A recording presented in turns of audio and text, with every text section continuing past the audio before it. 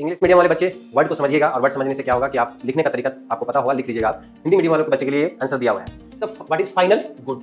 अंतिम वस्तु क्या है? अंतिम वस्तु से क्या मतलब है कि कोई भी चीज बना हुआ है वो यूज करने के बाद तैयार किया गया। अंतिम वस्तु पूर्ण रूप से तैयार वे वस्तुएं हैं जिनका प्रयोग उपभोग अथवा निवेश के लिए होता है, उसको हम लोग बोलते हैं अंतिम वस्तु। दूसरा भी एक डिफरेंस दिया हुआ है। राष्ट्रीय आय की गणना में मध्यवर्ती वस्तु का ध्यान नहीं दिया जाता है, ठीक है, मध्यवर्ती वस्तु का ध्यान नहीं जाता है, जबकि राष्ट्रीय आय की गणना करते समय अंतिम वस्तु की गणना की जाती है। ये अनिवार्य होता है, ये कंपलसरी होता है, इसको देना जरूरी है, इसको आप दिए बिना नहीं कर सकते क्योंकि गवर्नमेंट इसको लेगी ही। और इसमें क्या बोला जा रहा है, भुगतान होते ही इनमें से भुगतान होते हैं, इनमें इनसे बचा नहीं जा सकता। अगर आप टैक्स से बचते हैं तो आप पे केस होगा। इसका मतलब है कि आपको टैक्स देना जरूरी है, ठीक है, मजबूरी भी है, जरूरी भी है, दोनों है। आप कमा रहे हैं तो गवर्नमेंट को पैसा देना पड़ेगा क्योंकि गवर्नमेंट को रोड बनाने के लिए, फ्लाईओवर बनाने के लिए, स्कूल बनाने के लिए पैसे की जरूरत होगी और कहां से आएगा? पब्लिक के टैक्स से आएगा, ठीक है। तो यहाँ पे टैक्स से रिलेटेड पूछा जा रहा है क्या मेरिट्स है और क्या डिमेरिट्स का भी पूछ सकता है, तो डिमेरिट्स का भी कुछ पॉइंट्स आप पढ़ सकते हैं, ठीक है।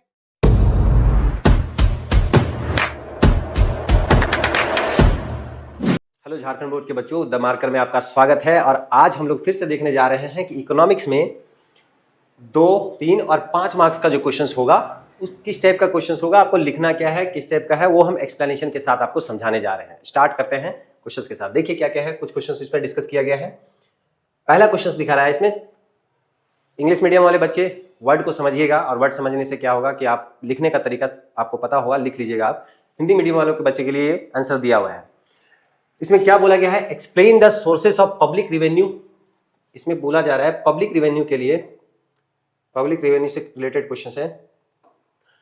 बोला जा रहा है हिंदी का जो क्वेश्चन है वो सार्वजनिक आय के विभिन्न साधनों की व्याख्या कीजिए। Explain the sources of public revenue. सार्वजनिक आय से जो मतलब एक तरह से पूछा जा रहा है कि पैसा जो इनकम होगा, सार्वजनिक आय पब्लिक रिवेन्यू, वो साधनों की व्याख्या कीजिए कि कहां से आ सकता है, कैसे कैसे, उसका सोर्स क्या क्या है, स्रोत क्या क्या है, उसके बारे में बोला जा रहा है। तो इसमें क्या दिख रहा है, देखिए आंसर में इसका क्या है, सार्वजनिक आय की प्राप्ति साधन कर स्रोत है, कर स्रोत है और गैर कर स्रोत है। एक कर से आता है जिसको हम लोग टैक्स बोलते हैं, टैक्स से आता है, और एक बाकी चीजों से आता है, गैर कर टैक्स से, जो टैक्स के अलावा से जो चीज आता है उससे देखते हैं। तो इसमें पहला जो स्रोत है जो टैक्स से आता है, कर से आता है, वो क्या क्या होता है वो देखिए। कर स्रोत से क्या क्या आएगा, कर स्रोत में देखा जा रहा है प्रत्यक्ष कर और अप्रत्यक्ष कर, ये हम लोग डिस्कस कर चुके हैं। डायरेक्ट कर और इनडायरेक्ट कर, डायरेक्ट कर और इनडायरेक्ट टैक्स का बात कर रहा है, डायरेक्ट टैक्स और इनडायरेक्ट टैक्स, प्रत्यक्ष कर और अप्रत्यक्ष कर। इससे दोनों प्रकार की कर की प्राप्तियां होती है। जैसे पहला आता है आपके पास आयकर, जिसको इंग्लिश में इनकम टैक्स बोलते हैं, फिर आता है यहाँ पे निगम टैक्स जिसको हम लोग कॉर्पोरेट टैक्स बोलते हैं, फिर आता है संपत्ति कर यहाँ पे, फिर आता है उपहार कर, ये हो गया आपका गिफ्ट कर, बिक्री कर, सेल्स, बिक्री कर को ही हम लोग क्या बोलते हैं, सेल्स टैक्स बोलते हैं। तो बिक्री कर से जो पैसा आता है वो भी आता है कर स्रोत में। फिर क्या आता है, मूल्य वर्धित, ये जो कर आ रहा है वो बता रहे वैल्यू एडेड टैक्स है, उस पे आ रहा है, मूल्य वर्धित कर एक आता है। उसके बाद एक आता है उत्पाद शुल्क, उत्पाद शुल्क हम लोग बोलते हैं एक्साइज ड्यूटी को, उत्पाद शुल्क से हम लोग के पास पैसा आता है। फिर आता है सीमा शुल्क, सीमा शुल्क जो बॉर्डर से पार वाला टैक्स आ रहा है हम लोग के पास, उसको हम लोग बोलते हैं कस्टम ड्यूटी। कस्टम ड्यूटी से जो सोर्स पैसा आ रहा है वो आएगा आपके पास टैक्स के रूप में, प्रत्यक्ष कर और अप्रत्यक्ष कर में। तो इसको आपको बनाना होगा। तो इतने ये सब एग्जांपल्स हैं कहां से आता है, इसको आपको याद रखना होगा। पहले एक बार हम टैक्स को फिर से बता दे रहे हैं, आयकर, इनकम टैक्स, निगम कर, इंग्लिश मीडियम वालों के लिए भी ये है, निगम कर हो गया, संपत्ति कर हो गया, प्रॉपर्टी टैक्स हो गया, यहाँ पे निगम कर, कॉर्पोरेट टैक्स हो गया, उपहार कर, गिफ्ट कर हो गया, बिक्री कर, सेल्स टैक्स हो गया, मूल्यवर्धित वैल्यू एडेड टैक्स हो गया, उत्पाद शुल्क एक्साइज ड्यूटी को बोलते हैं, सीमा शुल्क कस्टम ड्यूटी को बोलते हैं। तो इतना तरीके से इसमें टैक्स आता है और इससे पैसा आता है, जो एक कारण बन रहा है यहाँ पे कर स्रोत का। गैर कर स्रोत में क्या क्या आएगा, गैर कर स्रोत में देखिए क्या क्या आता है, सार्वजनिक उपक्रमों से प्राप्त शुल्क तथा अन्य प्राप्तियां, विदेशी और अंतर्राष्ट्रीय संगठनों से प्राप्त सहायता, नगद एवं अनुदान की राशियां अनुदान को शामिल किया जाता है। होता क्या है ना कि बहुत सारे, जैसे वर्ल्ड बैंक हो गया, विश्व बैंक हो गया, IMF हो गया, इंटरनेशनल मुद्रा फंड जिसको बोलते हैं, IMF से पैसा आ रहा है, वर्ल्ड बैंक से पैसा आ रहा है, कोई भी बाहर की जो संगठन है उससे पैसा आ रहा है, जो टैक्स के रूप में नहीं आ रहा है, वो एक मदद कर रहा है यहाँ पे, उसके तौर पे दिया जा रहा है। तो ये बोला जा रहा है यहाँ पे अन्य प्राप्तियां जो विदेश से भी आ रहा है, कोई विदेशी अंतर्राष्ट्रीय संगठनों से प्राप्त, यही IMF के बारे में बात कर रहा है। IMF हो गया, वर्ल्ड बैंक हो गया, ये सब किससे जो पैसा आ रहा है, या कोई कंट्री दे रहा है कि हाँ लीजिए इतना पैसा हम दे रहे हैं, जैसे अमेरिका दे रहा है या रूस दे रहा है, कुछ यहाँ पे डैम बनाने के लिए पैसा दे रहा है, तो ये सब भी क्या होगा, एक आय का स्रोत बन रहा है यहाँ पे। तो अनुदान हो गया जिसको हम लोग ऐसे ही कोई दे रहा है, फिर गिफ्ट दे रहा है कुछ यहाँ पे प्राप्त शुल्कों में से। तो ये सब चीजें आपको देखना है। कर और यहाँ पे बोला प्रत्यक्ष कर और अप्रत्यक्ष कर हो गया। दूसरा इसमें से क्या डिफरेंस बताया, कर स्रोत से कौन सा आ रहा है और गैर कर स्रोत से कौन सा आ रहा है। तो इसमें अंतर पूछा जा सकता है और इसमें से ऑब्जेक्टिव बना दिया जाएगा तो पूछा जाएगा कौन सा इसमें से टैक्स का स्रोत है और कौन सा इसमें गैर टैक्स का स्रोत है, मतलब गैर कर स्रोत होगा और कर स्रोत में कौन कौन सा हो सकता है, ये सब आपको याद रखना है। तो ये क्वेश्चन बन सकता है। नेक्स्ट क्वेश्चन इसका देखते हैं हम लोग। इसमें पूछा जा रहा है व्हाट इज फाइनल गुड, अंतिम वस्तु क्या है। अंतिम वस्तु से क्या मतलब है कि कोई भी चीज बना हुआ है वो यूज करने के बाद तैयार किया गया। अंतिम वस्तु पूर्ण रूप से तैयार वे वस्तुएं हैं जिनका प्रयोग उपभोग अथवा निवेश के लिए होता है। अब जो चीज बन के कंप्लीट हो गया है तो कंप्लीट होने के बाद उसका हम लोग क्या कर सकते हैं, प्रयोग कर सकते हैं, उपभोग किया जा सकता है या फिर उसको निवेश किया जा सकता है। तो ये हो गया आपका अंतिम वस्तु। अंतिम वस्तुएं कहलाती है, एक अर्थव्यवस्था की शक्ति का आकलन उसमें से अंतिम वस्तुओं के उत्पादन की क्षमता से किया जाता है। सकल घरेलू उत्पाद बोला जाता है, जीडीपी, जीएनपी, ये सब जो बोला जा रहा है, ये सब में जो दिख रहा है सकल घरेलू उत्पाद, तो अंतिम वस्तु का बात कर रहा है यहाँ पे। तो ये सब टर्म कहां पे आएगा, उत्पादित समग्र अंतिम वस्तुओं के मूल्य को शामिल किया जाता है। तो यहाँ पे जीडीपी का जब काउंटिंग करते हैं उसमें से भी क्या आता है आपका, अंतिम वस्तु का एक टर्म आता है फाइनल गुड का, और फाइनल गुड से ही हम लोग जीडीपी काउंट करते हैं, ना कि मध्यवर्ती वस्तु से। तो ये भी क्वेश्चन आपका पूछा जाता है, व्हाट इज फाइनल गुड, ठीक है, अंतिम वस्तु क्या है, ठीक है। नेक्स्ट क्वेश्चन हम लोग देखते हैं। इसमें पूछा जा रहा है explain surplus budget and deficit budget. पहले भी इसको समझे हुए हैं। इसमें बोला जा रहा है अधिक के बजट और घाटे का बजट। अधिक के बजट और घाटे का बजट में क्या है अंतर, ये पूछा जा रहा है, एक्सप्लेन करने के लिए बोला है। अधिक के बजट मांग अधिक को कम कर बढ़ती कीमतों पर नियंत्रण करने के लिए उद्देश्य से अधिक बजट का निर्माण किया जाता है। बजट करों में प्रावधान कर व्यक्तिगत आय में कमी कर दी जाती है, जिसमें मांग में स्वाभाविक रूप से कमी आ जाती है। घाटे का बजट क्या हो जाएगा, जिस बजट में अनुमानित आगम और व्यय से कम होता है। इसमें क्या बोला है घाटे का बजट में, अधिक के बजट में क्या होगा, मतलब इनकम ज्यादा हो रहा है, एक्सपेंडिचर कम हो रहा है, खर्च कम हो रहा है, तो हो जाएगा अधिक बजट। इसमें क्या बोला जा रहा है, इनकम व्यय, यहां से बोला है व्यय से कम होता है, मतलब आगम मतलब जो पैसा आने वाला होता है वो कम होता है और व्यय करने वाला, खर्च करने वाला पैसा ज्यादा होता है, ज्यादा हम लोग का रिक्वायरमेंट होता है, जरूरत होता है, उसमें हम लोग क्या बोलते हैं घाटे का बजट। इसमें क्या बोला जाता है, उसे घाटे का बजट कहा जाता है, अर्थात राजस्व लेस देन व्यय। इसमें क्या बोला जाता है, राजस्व लेस देन। ये साइन पूछा जा रहा है, ये साइन बोला जा रहा है कि राजस्व इसमें से छोटा होगा और व्यय इसमें से ज्यादा बड़ा होगा। अगर ये साइन के अलावा ये रहेगा तो ये किस में आ जाएगा, अधिक के बजट में या अधिशेष बजट में आएगा, तो ये साइन आ जाएगा इसमें कि ये हो जाएगा। संतुलित बजट में क्या करेंगे, वो इक्वल दिखा देंगे। तो ये साइन से भी आपको ऑब्जेक्टिव बना सकता है कि घाटे का बजट में क्या हो सकता है, बड़ा साइन होगा या छोटा साइन होगा। तो ये साइन के हिसाब से भी आपका ऑब्जेक्टिव बन सकता है। ये सब ऑब्जेक्टिव पॉइंट से भी है और बाकी ये 2 मार्क्स के क्वेश्चन पे भी बनाया जा सकता है। अगर आपका इसका डेफिनेशन याद होगा तो आप इसको 3 मार्क्स में भी आंसर दे सकते हैं और 5 मार्क्स में दे सकते हैं, ठीक है। डिफरेंस इसमें से पूछ सकता है सरप्लस बजट और डेफिसिट बजट में। बाकी एक्सप्लेनेशन आप नेशनल इनकम में अगर बजट में अगर पढ़िएगा तो बजट में आपको ये पूरा 5 मार्क्स का क्वेश्चन बन जाएगा, ठीक है। और भी कुछ क्वेश्चन देखते हैं।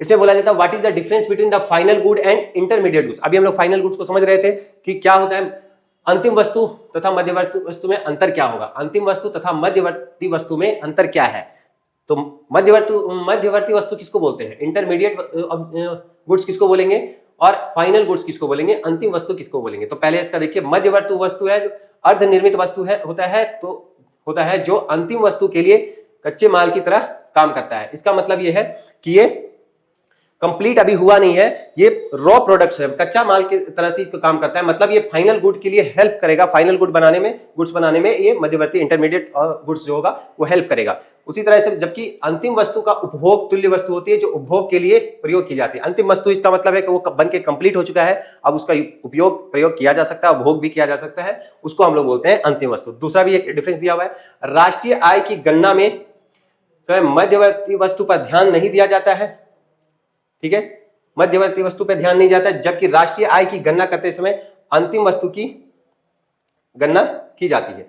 राष्ट्रीय आय जब काउंट करते हैं तो इसमें यह बोला जा रहा है कि इस समय मध्यवर्ती वस्तु पर ध्यान नहीं दिया जाता है, इस पे कोई मतलब नहीं होता क्योंकि वो अभी बन के कंप्लीट ही नहीं है, तो उसको आप काउंट कैसे कर सकते हैं, गिन कैसे सकते हैं, गणना में उसको शामिल नहीं किया जाएगा। इसमें क्या बोला जाता है, जबकि राष्ट्रीय आय में अंतिम वस्तु की गणना में इसको शामिल किया जाता है। कौन सा, जब अंतिम वस्तु होता है, जिसको हम लोग फाइनल गुड बोलते हैं, ठीक है। ये क्वेश्चन भी बहुत अच्छा है। चलिए नेक्स्ट क्वेश्चन देखते हैं। यहां पे एक क्वेश्चन दिख रहा है, what is the merit of direct taxes. Direct tax का मेरिट क्या है? प्रत्यक्ष कर के क्या गुण होंगे, ये गुण के बारे में पूछा जा रहा है। प्रत्यक्ष कर के क्या गुण होंगे? पहला क्या है इसमें दिया हुआ है, देखिए प्रत्यक्ष कर के गुण। प्रत्यक्ष कर वे कर होते हैं जिनका भुगतान उसी व्यक्ति द्वारा किया जाता है जिन पर कर लगाए जाते हैं। इन करों को किसी भी अन्य पर टाला नहीं जा सकता है। ये प्रगतिशील होते हैं तथा आय में वृद्धि के साथ इनमें वृद्धि होती है। ये अनिवार्य होते हैं, भुगतान होते हैं, इनमें से बचा नहीं जा सकता था। समझिए इसको, प्रत्यक्ष कर को क्या बोला जा रहा है कि जिस आदमी पे लगाया जाएगा, जैसे प्रत्यक्ष कर कहने का मतलब है इनकम टैक्स है, तो इनकम टैक्स अगर कोई इनकम जिसका हो रहा है उसी पे टैक्स लगेगा, ना कि उसके फैमिली पे टैक्स लगा दिया जाएगा। टैक्स उसी आदमी पे लगेगा, उसी व्यक्ति पे लगेगा जिसका अकाउंट होगा, जिसका पैसा आ रहा होगा, जो इनकम कर रहा होगा। तो ये बोला जा रहा है प्रत्यक्ष कर वे कर होते हैं जिनका भुगतान उसी व्यक्ति को करना द्वारा किया जाता है जिन पर कर लगाए जाते हैं। इन करों को और किसी अन्य पर टाला नहीं जा सकता है। तो ये इसका क्या हो गया? मेरिट हो गया। फिर दूसरा, ये कर प्रगतिशील होते हैं तथा आय में वृद्धि के साथ इनमें वृद्धि होती रहती है। अब कोई इनकम बढ़ते चला जा रहा है तो क्या होगा? उसका इनकम डायरेक्ट टैक्स से वो बढ़ते चला जाएगा। तो यही बता रहा है इसमें, ये प्रगतिशील होता है, डेवलपमेंट के लिए ही काम कर रहा है। प्रगतिशील से टैक्स होता है, किसी का आय बढ़ रहा है तो डेवलपमेंट होगा ही, उसका विकास होगा ही। प्रगतिशील होते हैं तथा आय में वृद्धि के साथ इनमें वृद्धि होती रहती है। तो ये टैक्स अगर बढ़ेगा व्यक्ति का तो उसमें क्या होगा? टैक्स बढ़ेगा। कब बढ़ेगा? जब उसका इनकम बढ़ेगा। आय बढ़ेगा तो टैक्स बढ़ते चला जाएगा। ठीक है, लास्ट ऑप्शन इसका लास्ट दिया हुआ है पॉइंट, ये अनिवार्य होता है, ये कंपलसरी होता है, इसको देना जरूरी है, इसको आप दिए बिना नहीं कर सकते क्योंकि गवर्नमेंट इसको लेगी ही। और इसमें क्या बोला जा रहा है? भुगतान होते ही इनमें से भुगतान होते हैं, इनमें इनसे बचा नहीं जा सकता। अगर आप टैक्स से बचते हैं तो आप पे केस होगा। इसका मतलब है कि आपको टैक्स देना जरूरी है। ठीक है, मजबूरी भी है और जरूरी भी है, दोनों है। आप कमा रहे हैं तो गवर्नमेंट को पैसा देना पड़ेगा क्योंकि गवर्नमेंट को रोड बनाने के लिए, फ्लाईओवर बनाने के लिए, स्कूल्स बनाने के लिए पैसे की जरूरत होगी और वो कहां से आएगा? पब्लिक के टैक्स से आएगा। ठीक है, तो यहाँ पे टैक्स से रिलेटेड पूछा जा रहा है, क्या मेरिट्स है और क्या डिमेरिट्स का भी पूछ सकता है, तो डिमेरिट्स का भी कुछ पॉइंट्स आप पढ़ सकते हैं। ठीक है, चलिए नेक्स्ट क्वेश्चन देखते हैं। इसका क्वेश्चन क्या पूछा है? Write down any 4 question. अच्छा, ये तो उसमें दिया हुआ है, मैक्रो इकोनॉमिक्स के बारे में बोल रहा है। 4 question which are related to macro economics.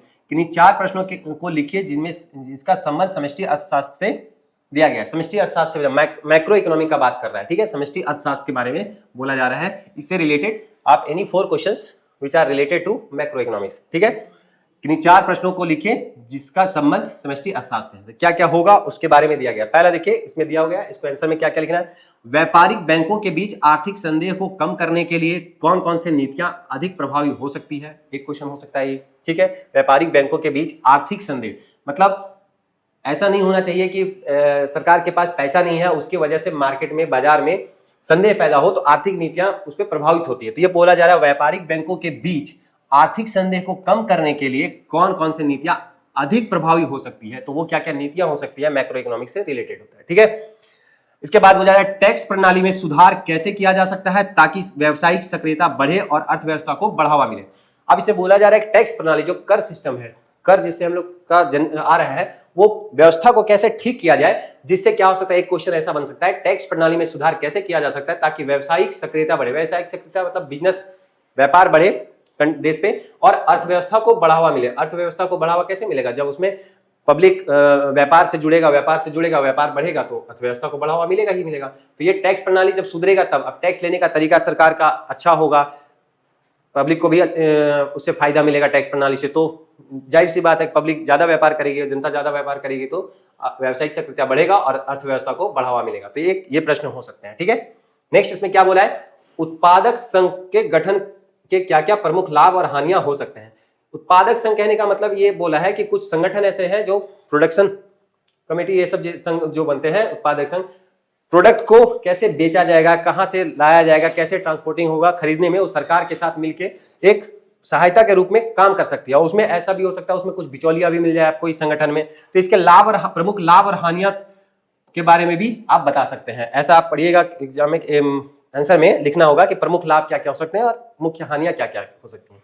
ये क्वेश्चन आपका एक मैक्रो इकोनॉमिक्स में बन सकता है। नेक्स्ट और क्या बन सकता है? 4 बोला था, श्रमिकों को न्यूनतम वेतन नीति की अनुपालन के लिए कैसे सुनिश्चित किया जा सकता है ताकि सामाजिक समानता और अर्थव्यवस्था का संतुलन बना रहे।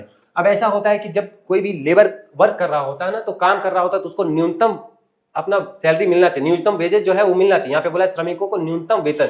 अब जो काम कर रहा है उसको अगर पैसा नहीं मिलेगा तो वो उस चीज पे ज्यादा अच्छे से काम में ध्यान नहीं लगा पाएगा, और ध्यान नहीं लगाएगा तो क्या होगा, अर्थव्यवस्था का संतुलन खराब होगा, क्योंकि उसको मन ही नहीं करेगा अगर उसको सैलरी सही से नहीं जाए। तो इस पे बोला जा रहा है कि न्यूनतम वेतन की नीति का अनुपालन कैसे सुनिश्चित किया जाए। तो सरकार को ये देखना पड़ेगा कि जो भी, जैसे मनरेगा पे आप देखते हैं, मनरेगा पे मजदूर जो काम कर रहे हैं, तो उसमें जो मजदूर काम कर रहे हैं उसके लिए आप अगर न्यूनतम वेतन नीति अगर आप नहीं बनाइएगा तो वो काम करने में उनको मन नहीं लगेगा, और आपका प्रोडक्शन जो उत्पादन है वो भी कम होगा, कार्य क्षमता कम होगा, सरकार के पास उतना एम्प्लॉयमेंट नहीं है जो कहीं और दिया जा सकता है। तो इसका इस पे अच्छा नीति, न्यूनतम वेतन नीति बनना चाहिए। जैसे आप सब चीज के लिए देते हैं, टीचर्स को देते हैं और डॉक्टर्स को मिलता है, वैसे एक श्रमिक को भी न्यूनतम वेतन नीति के तहत लाया जा सकता है। उसी के बारे में बोला जा रहा है, उसके अनुपालन के लिए कैसे सुनिश्चित किया जाना, ये सरकार का ही काम होता है। ठीक है, एक और लास्ट क्वेश्चन इसमें देखते हैं क्या है।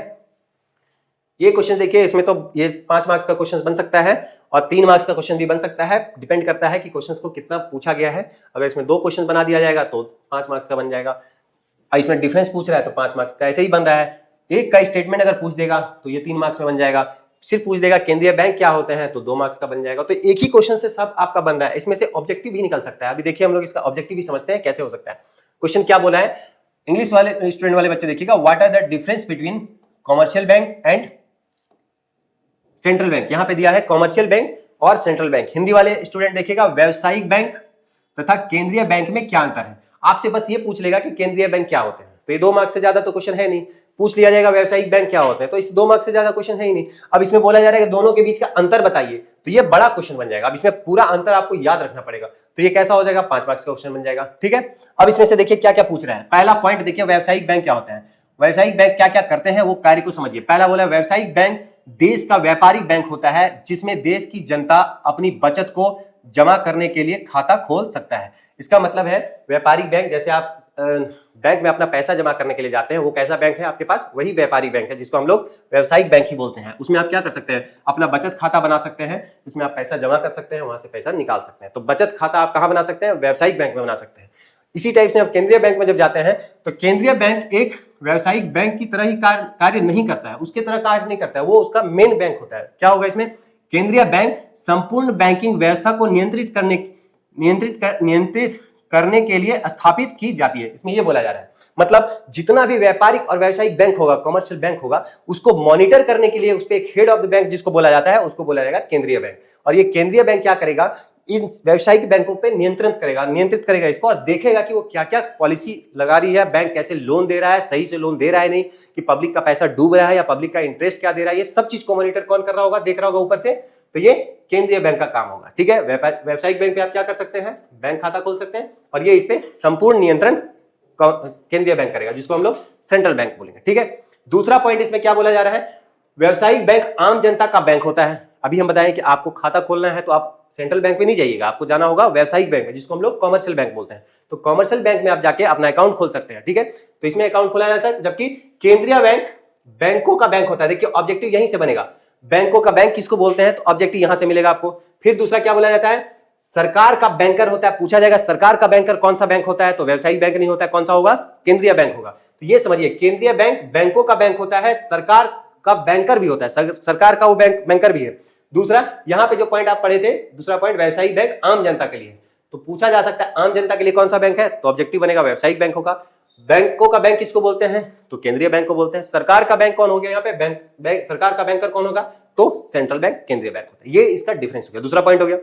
तीसरा पॉइंट पे आते हैं हम लोग, क्या बोला जा रहा है, व्यावसायिक बैंक का मुख्य कार्य लोगों की बचत को अपने पास जमा के रूप में स्वीकार करना होता है और जरूरतमंद लोगों को ऋण देना होता है। ये व्यावसायिक बैंक का काम होता है। जैसे व्यावसायिक बैंक पे पास क्या होता है, आप बहुत सारा अमाउंट अपने अकाउंट में जमा कर रहे हैं, तो जमा करने के बाद क्या करेगा बैंक, उसको पैसा को रख के क्या करेगा, जब आप पैसा जाते हैं अकाउंट में जमा करने के लिए, तो पैसा बैंक रखेगा अपने पास, तो पैसा रख के क्या करेगा, पैसा को क्या करेगा, वो किसी को कोई प्रोडक्शन करना है, किसी को कोई कंपनी खोलना है, किसी को कोई स्टार्टअप करना है, तो उसमें क्या होगा, वो लोन लेने के लिए आएगा, जिसको हम लोग ऋण देना बोलते हैं। तो ऋण लेने के लिए वो आएगा, तो ऋण लेने के लिए वो केंद्रीय बैंक के पास नहीं जाएगा, ऋण लेने के लिए वो किसके पास जाएगा, व्यावसायिक बैंक के पास जाएगा, और व्यावसायिक बैंक उसको वही पैसा देगा जो जनता से उसके पास जमा होगा, वो जमा पैसा को फिर देगा, और उससे वो क्या होगा, इंटरेस्ट लेगा, ब्याज लेगा, और ब्याज के बाद फिर जिसको ऋण देगा उससे ब्याज लेगा और वही ब्याज किसको देगा, वो जनता को देगा। तो जनता को किससे मिलेगा पैसा, ये व्यावसायिक बैंक से मिलेगा और वो ऋण का पैसा, ऋण से जो ब्याज आएगा उससे पैसा उसको मिलेगा, ठीक है। लेकिन इससे ज्यादा लेगा, जिसको ऋण देगा उससे ब्याज ज्यादा लेगा और वो जनता को कम देगा, उसके बीच का जो प्रॉफिट होगा किसको होगा, व्यावसायिक बैंक को होगा, ठीक है। इसी में तीसरा पॉइंट देखते हैं, इसमें बोला जा रहा है केंद्रीय बैंक के मुख्य कार्य देश के सभी व्यावसायिक, देखिए अभी बता रहे सभी व्यावसायिक बैंकों के ऊपर नियंत्रण करना तथा देश के बैंकिंग व्यवस्था को नियंत्रण करना होता है। अभी आप बताए थे कि केंद्रीय बैंक क्या करेगा, जितना भी कॉमर्शियल व्यावसायिक बैंक होगा उसको मॉनिटर करेगा, उसको देखेगा कि वो गलत कर रहा है क्या, कुछ पब्लिक का पैसा किसी और को दे रहा है, गलत जगह पे तो नहीं दे रहा है, क्या इंटरेस्ट रेट रखा हुआ है, कितना लोन किसको दे रहा है, सब चीज का मॉनिटरिंग कौन करेगा, ये केंद्रीय बैंक करेगा। व्यावसायिक बैंक क्या कर रहा है, ऋण दे रहा है, ऋण सही से दे रहे हैं नहीं दे रहा है, ये कौन डिसाइड देखेगा, सब मॉनिटरिंग कौन करेगा, ये आरबीआई का काम होगा, ठीक है, मतलब केंद्रीय बैंक का काम होगा, ठीक है। अब यहाँ पे एक और पॉइंट आता है, व्यावसायिक बैंक नोटों का निर्गमन नहीं करती है, व्यावसायिक बैंक नोटों का निर्गमन नहीं करती है, मतलब जितना भी ये सब बैंक हो गया जिसमें आप पैसा जमा करते हैं वो नोट नहीं छाप सकती है, नोट छापने का राइट उसके पास अधिकार नहीं है, किसके पास नहीं है, व्यावसायिक बैंक के पास नोट छापने का अधिकार नहीं है। नोट छापने का अधिकार किसके पास होता है, केंद्रीय बैंक के पास होता है, ठीक है। केंद्रीय बैंक नोटों का निर्गमन करती है। अब इसमें से एक पूछा जाता है, 1 रुपया का नोट आरबीआई जारी करता है, केंद्रीय बैंक जारी करता है, नहीं, वो भारत सरकार की तरफ से जारी होता है। तो एक क्वेश्चन इसमें से भी बोला जाता है कि 1 रुपया का नोट कौन जारी करता है, तो भारत सरकार जारी करती है, ठीक है। बाकी जितना भी नोट होता है सब केंद्रीय बैंक नोटों का निर्गमन करती है, मतलब छापती है, उसको बनाती है, ठीक है। इसके बाद एक पॉइंट आता है, 5वां पॉइंट देखिए, डिफरेंस बहुत ज्यादा अच्छा है, इसका डिफरेंस याद रखिएगा। बोला जा रहा है व्यावसायिक बैंक केंद्रीय बैंक की दिशा निर्देश के तहत कार्य करती है। अभी क्या बताएं कि केंद्रीय बैंक जैसा जैसा गाइडलाइन बनाएगा, जैसा जैसा पॉलिसी रूल बनाएगा कॉमर्शियल व्यावसायिक बैंक के लिए, वैसा ही गाइडलाइन को कौन फॉलो करेगा, व्यावसायिक बैंक, उसी रास्ते पे व्यावसायिक बैंक कार्य करती है। अगर ये कार्य नहीं करेगी तो इसका लाइसेंस कैंसिल करने का राइट किसके पास, अधिकार किसके पास होगा, केंद्रीय बैंक के पास होगा। तो ये चीज होगा, क्या बोला है, व्यावसायिक बैंक को केंद्रीय बैंक के निर्देश दिशा निर्देश के तहत कार्य करती है। ये जो डायरेक्शन देगा उसी डायरेक्शन पे ये काम करेगी, कौन, व्यावसायिक बैंक, ठीक है। इसी का 5वां पॉइंट देखिए, केंद्रीय बैंक में, केंद्रीय बैंक देश का सर्वोपरि बैंक होता है, होने के नाते व्यावसायिक बैंकों का बैंक की तरह कार्य करती है। इसका मतलब है कि देश में जो सबसे बड़ा बैंक होगा वो कौन होगा, केंद्रीय बैंक होगा। यही चीज बोला जा रहा है, देश का सर्वोपरि बैंक, ये भी ऑब्जेक्टिव बना सकता है कि देश का सर्वोपरि बैंक कौन होता है, सबसे बड़ा बैंक कौन होगा, तो वो केंद्रीय बैंक की बात होगा। ये क्या होगा, व्यावसायिक बैंकों का बैंक की तरह काम करती है, मतलब अगर व्यावसायिक बैंक का बैंक पूछा जाएगा तो वो केंद्रीय बैंक को बोला जाएगा, ठीक है। जैसे सरकार का बैंक किसको बोला जा रहा है, तो केंद्रीय बैंक को बोला जा रहा है, और व्यावसायिक बैंक भी कहां पे जाएंगे, तो ये इसके पास जाएंगे, केंद्रीय बैंकों के पास, ठीक है। अब इसके बाद क्या रहा है, लास्ट पॉइंट इसमें दिख रहा है, व्यावसायिक बैंक, इसमें क्या क्या आ रहा है पॉइंट्स, इसको समझिए। व्यावसायिक बैंक शाखा बैंकिंग के रूप में या इकाई बैंकिंग के रूप में कार्य करती है।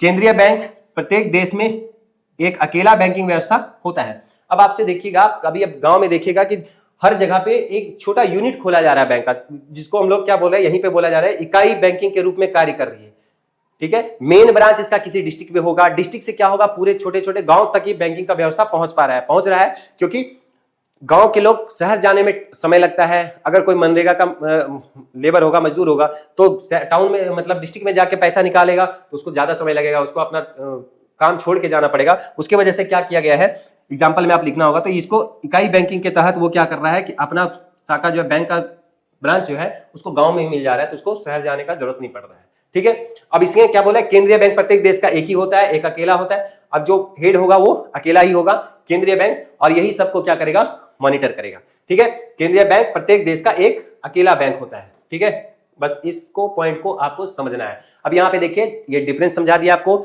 इसमें से क्या क्या पूछ सकता है, इसमें ऑब्जेक्टिव क्या बन सकता है, बैंकों का बैंक क्या होगा, एक ऑब्जेक्टिव यहाँ बन रहा है। दूसरा पूछा जा रहा है व्यावसायिक बैंकों के ऊपर नियंत्रण कौन कर सकता है, एक ऑब्जेक्टिव यहाँ बन सकता है। ऑब्जेक्टिव देखिएगा कहाँ कहाँ से निकल रहा है। फिर पूछा जा रहा है, केंद्रीय बैंक नोटों का निर्धारण करती है, सारे नोट बनाती है, लेकिन 1 रुपया का नोट कौन बनाती है, आरबीआई नहीं बनाती है, वो भारत सरकार बनाती है, ठीक है। मतलब फाइनेंस मिनिस्टर का बात किया जा रहा है, भारत सरकार मतलब वित्त मंत्रालय। तो 1 रुपया का नोट ये बनाती है, यहां से एक ऑब्जेक्टिव बनाया जा सकता है। इसके बाद बोला केंद्रीय बैंक देश का तो पूछा जाएगा देश सर्वोपरि बैंक किसको बोला जाता है, तो केंद्रीय बैंक को एक यहाँ भी ऑब्जेक्टिव बनाया जा सकता है। यहाँ पे पूछा जाता है आम जनता का बैंक कौन सा हो सकता है, तो यहाँ से एक ऑब्जेक्टिव बनाया जा सकता है। फिर इसमें पूछा जा रहा है पैसा जमा करने वाला, तो हो गया, हाँ, शाखा खोलने वाला, तो इधर से भी कोई एक ऑब्जेक्टिव बन सकता है। पूछा जा सकता है इसमें एक ऑब्जेक्टिव, व्यावसायिक बैंक नोटों का निर्गमन नहीं कर सकती या कर सकती है, हाँ या ना में अगर उत्तर देना है तो नहीं कर सकती व्यावसायिक बैंक। अब आप कभी सुने हैं आपकी आरबीआई, बैंक ऑफ इंडिया या फिर bank of SBI, state bank of India कभी नोट छाप रही है, तो ऐसा नहीं छाप सकते। नोट छापने का अधिकार किसके पास है? केंद्रीय बैंक, वो RBI के पास है। तो केंद्रीय बैंक से इतना सारा क्वेश्चन ऑब्जेक्टिव भी बन सकता है, 5 मार्क्स का भी बन सकता है। इसको अच्छे से समझिए और एग्जाम में जो जो पॉइंट्स आपको अभी भी लग रहा है डाउट, उसको आप कमेंट कीजिए, देखा जाएगा क्या क्या पॉइंट्स बचा हुआ है, उसको भी ट्राई करेंगे कि नेक्स्ट वीडियो में हम उसको कंप्लीट करते हैं। ठीक है, मिलते हैं नेक्स्ट वीडियो में, पढ़ाई जारी रखिए। Thank you.